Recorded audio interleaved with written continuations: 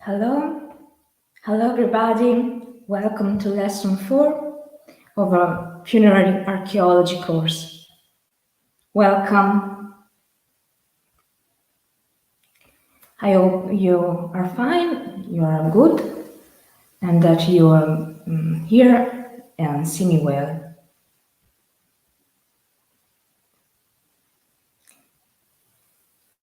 So, today's lesson is about human remains, or at least the very beginning of the matter, because it's such a long and full subject, so I decided to split into two.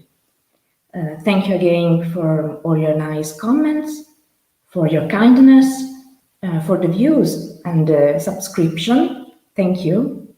You are very kind. For everybody who is new to this channel, this is the channel of Save Cultural Heritage Group, and it's aimed to share knowledge and let me say. Oh, hi. Hello. Hi, Alejandra. It's aimed to share knowledge around the world, and it's totally free. So, a little recap. This is the 4th lesson. This course is meant to be 6 weeks long. At the end of the course, you will be eligible to get a certificate. You can use it for your curriculum vitae, for your resume, or for any academical reasons that you want. It's all free, again. All the lessons and much more, such as such interesting article and many other things, you can find on Google Classroom, the page of the course. So please check it out, and please, if you aren't, enroll to the course, because otherwise you're not eligible to get a certificate. In doing so, you have to ask people at Save Cultural Heritage Group. You can find any detail about the matter in the comment section and in the info box of this video. Please contact them on Instagram, and you can find me also on Instagram too, if you want to keep in touch and have many things more about the course, many behind the scenes and so on. So please check this out. So I am Lucia. I am a physical anthropologist and a classical archaeologist. These are my background. I am your teacher for this course, and I'm waiting for more people to come, but since the subject of today is very rich, I decided to begin right now. So, the lesson is entitled Human Remains. Human remains plays a key role into funerary archaeology. But first, a clarification. Archaeology or anthropology? What's the difference between the two? Because I know that in certain countries, for example, the United States, archaeology is a subfield of anthropology. Here in Italy, it's not the case. It's the exact opposite. Anthropology is a branch of archaeology and share many points in common with medicine and biology. So it can be linked to those matter. Archaeology is the discipline that seeks to explore the past through excavation and analysis of the material remains of people who lived there, such as, artifacts, houses, public interest monuments such as theater, amphitheater, circus, and so on. Anthropology, as the name said, because it derived from the ancient Greek anthro, which means anerandros, man, and logos, words, as I say, yes, words or saying about, and focuses on body and burial context, and in the funerary archaeology, the burial context and the body especially means the skeleton, because we have to constantly remind ourselves that this methodology can be applied even for today's matter, for the forensic, for us to say fresh. I know it's a bad word, but and conveys a bad expression, but to the fresh corpus.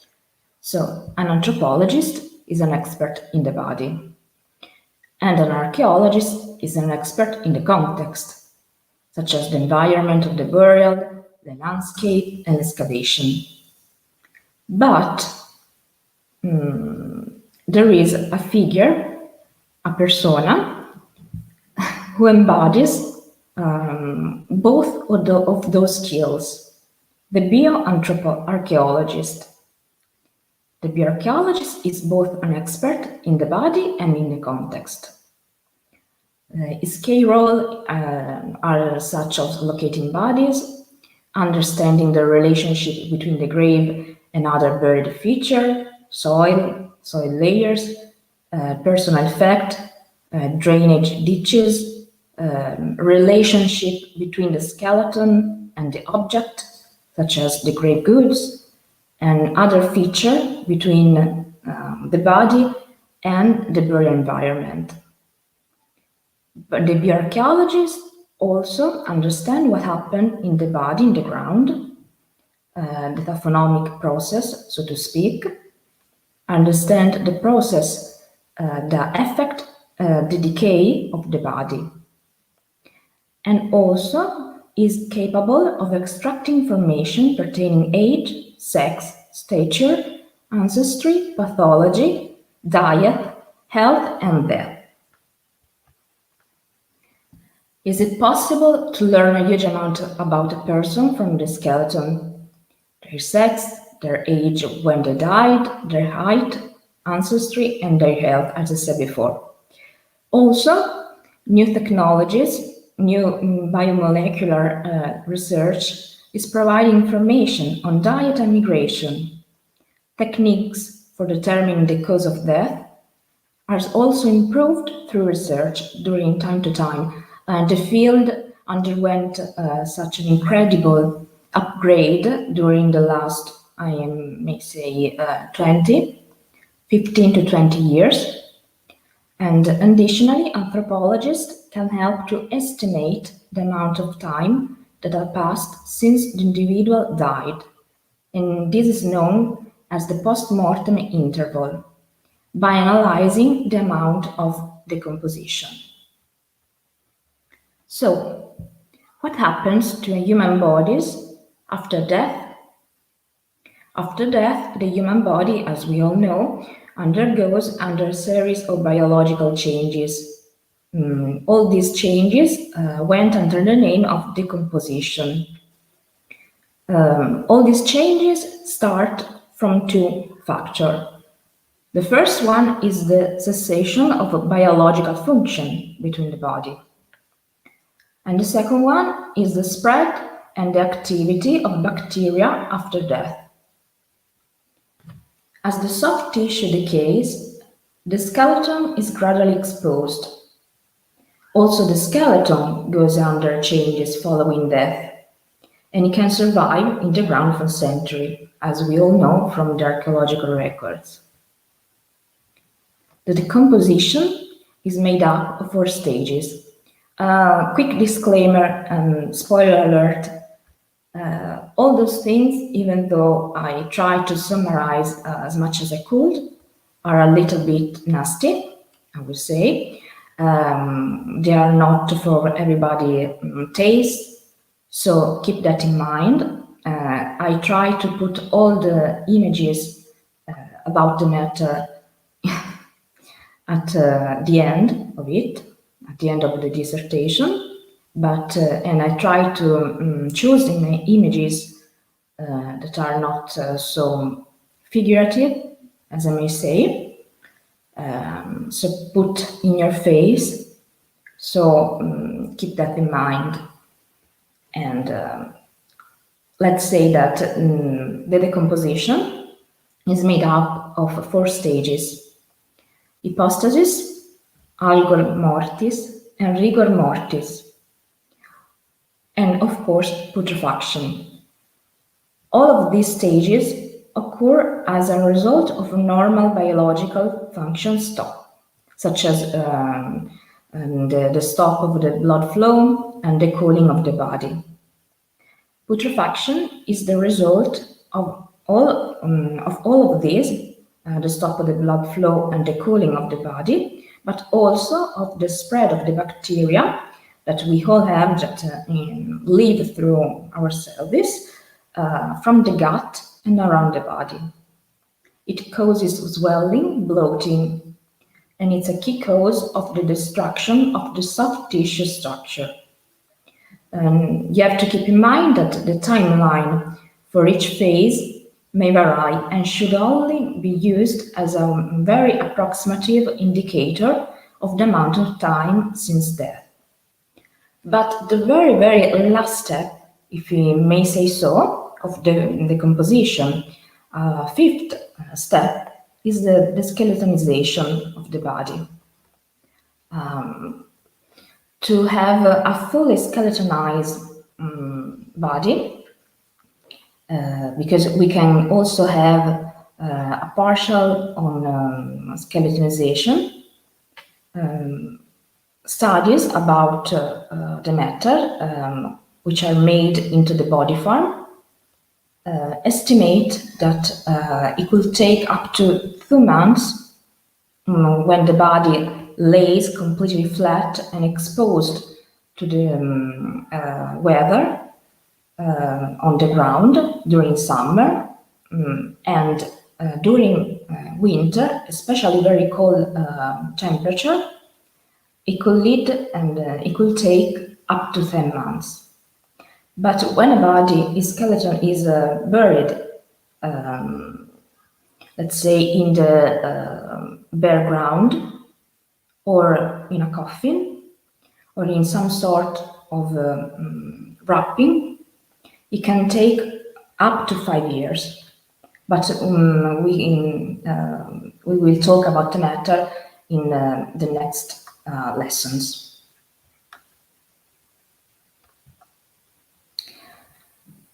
So, the hypostasis happen within an hour to several hours after death. It happens when the blood vessel collapsed, blood, due to the gravity, can happen in pooling, and regurgitation of gastric content can occur, as can the emission of semen and all the fluids in the body. Algor mortis is the most useful indicator for estimating time of death in the first 24 hours. Not more to say that this method, this methodology, is not applied into the archaeological records. But again, the body follows Newton's law of cooling. The rate of cooling is proportional to the difference in temperature between the body surface and the surrounding environment. We all saw in crime TV series when arrives the scientific department of the police, and there is a physical anthropologist that went there, or any other inspector that came and took the temperature of the gut, usually. So this is the rigor mortis. Rigor mortis happen in the first 3 hours after death, up to 8 hours, and is the stiffen of the body. Because the body, after the first 3 hours after the death happened, the body will be still soft and warm. After 8 to 36 hours, the body will be stiff and cold. Why the body became stiff? Because a range of chemical changes in the muscle fibers after death. After about 36 hours, the chemical bonds resulting in the stiffness breaks down and the body will become soft again. Putrefaction refers to the destruction of soft tissues by bacterial action. It will usually occur starting at 2 to 3 weeks after the death. The first visible sign is discoloration of anterior abdominal wall skin. The second sign is a superficial veins of skin visible, putrid gas formation, which cause a distended abdomen. The third visible sign is the purge of putrid blood-stained fluid from body or feces. But there are also other stages that happen only in certain environmental conditions. Adipocere, sometimes referred as cork wax or grey wax, is a wax or soap-like substance and is always formed in moist condition and in the presence of anaerobic bacteria, which decay the fat to produce adipocere. It may occur in bodies deposited in waterlogged grave or by the side of a river. It sometimes could be seen after 3 to 4 weeks after death, although 3 months is more typical. The last is the mummification. When we all see the word mummification, we immediately thought about Egyptian mummies, pharaohs' mummies, but mummification is referred to the natural action made as a result of it, and can be due also to wind. And during this action of wind and heat, the body has been dried out. The internal organs can be either dried or putrefied, depending on conditions. So, as I said, here are some images. These are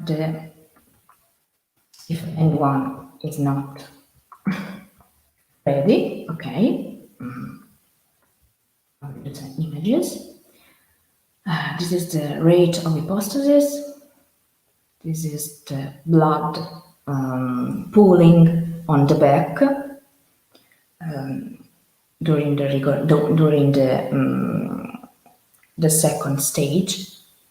This is the rigor mortis, and so on. We can see mummification doing by atmospheric agents, or doing by or made by man, and so on. Putrefaction, gas, and last but not least, skeletonization. The postmortem interval, or PMI, is the amount of time that has passed since the person died. Anthropologists can help to establish the PMI because they are trained to understand the rate at which a body will decompose within different environmental conditions.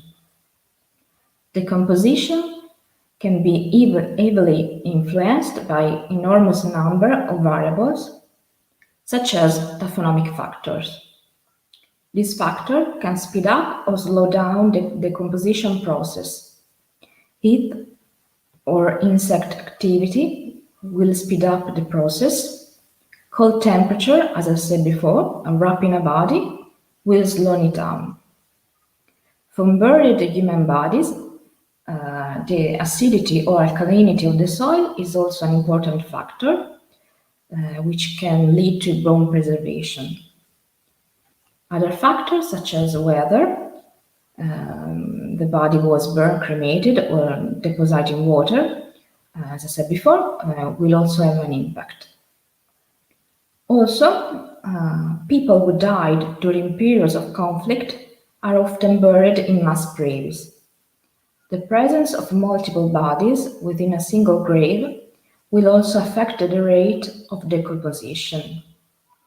Body which is deposited in the same time within a mass grave will also decompose at a different rates depending on their position within the grave and in relation to the adjacent bodies.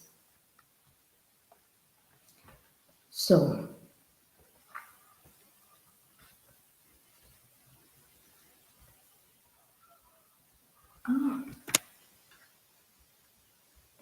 okay.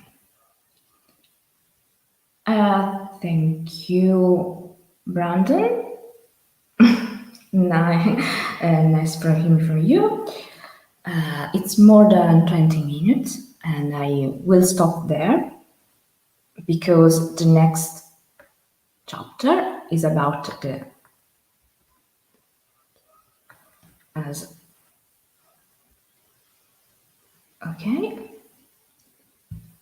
we could see, is about the skeleton and the sex and so much more. So I think all of that aspect of the composition and the process from which a body can lead to a skeleton is too much, is enough for today. So we will continue tomorrow at the same time. If you have any questions, please feel free to write in the comments here and on Google Classroom. Bye bye.